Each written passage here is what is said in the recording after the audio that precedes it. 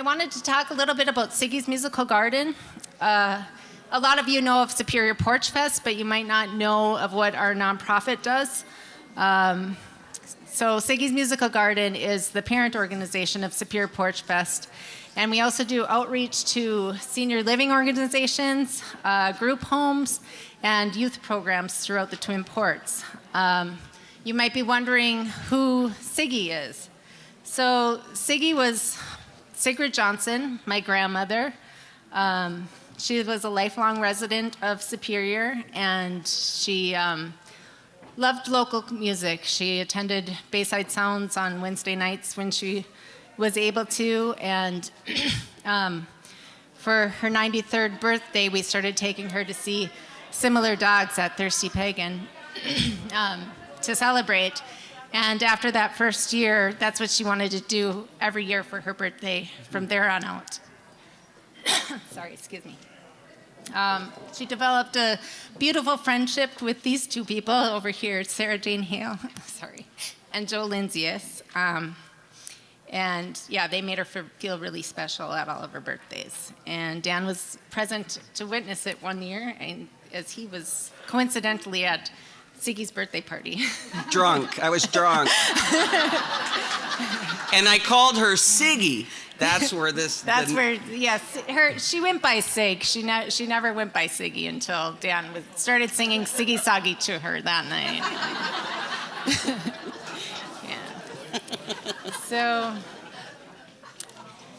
So anyway, Joe and Sarah played for my grandma every year for her birthday until she entered her assisted living at 97, and she couldn't get out much to see Joe and Sarah perform.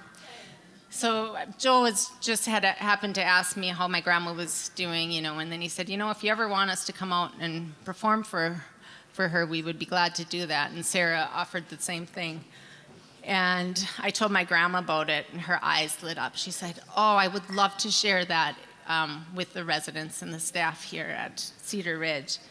And so, we arranged a date about 3 weeks later, and everybody told their family and friends, and it was a big to-do out there at Cedar Ridge. But on the day that Joe and Sarah came out, my grandma was not feeling particularly good. She just was not feeling great. And I'm like, "Grandma, do you want me to, tell Sarah and Joe, reschedule this for a different time?" And she's like, "Oh, no. I want to do this. I want to do this for the staff and the residents at the facility." She wanted to share that experience. So she got dressed, and she put on her lipstick, and we wheeled her out in the wheelchair.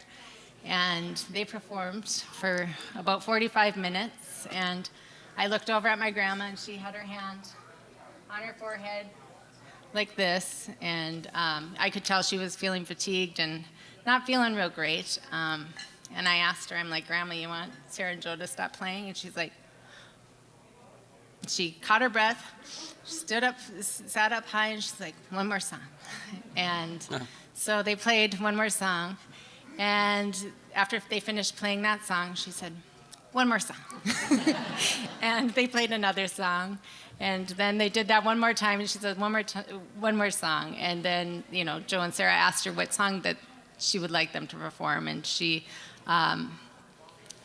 requested "I Never Promised Her a Rose Garden." Well, Joe and Sarah had never played that together, but Sarah sang that song as a child with her mom and grandma. And so she knew the song, and Joe picked up on that, and they ended up being able to fulfill my grandma's request.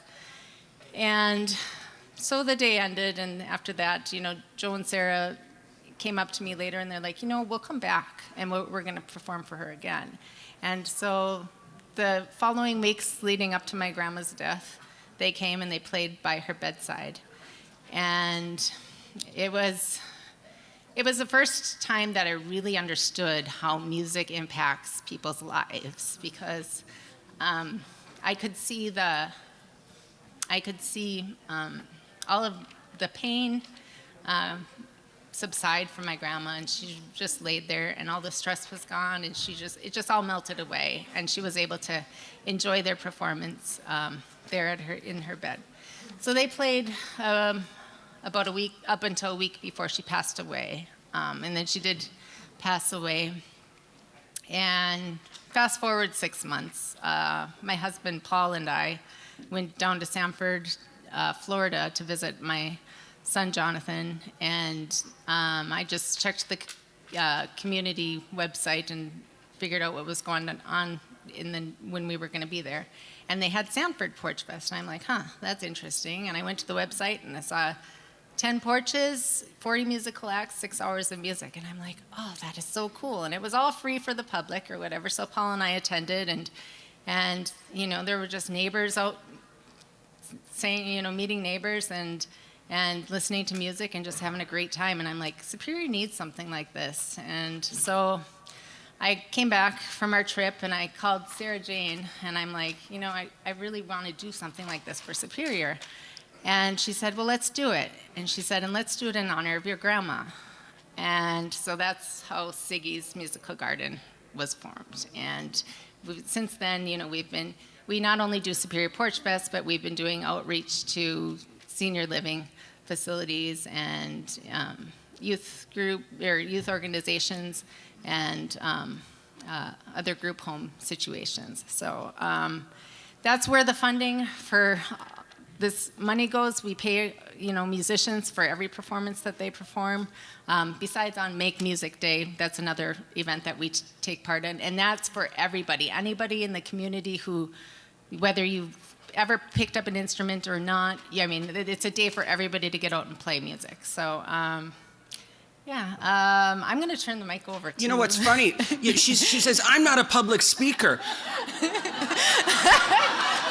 I do need a co-anchor, so if you want to join me.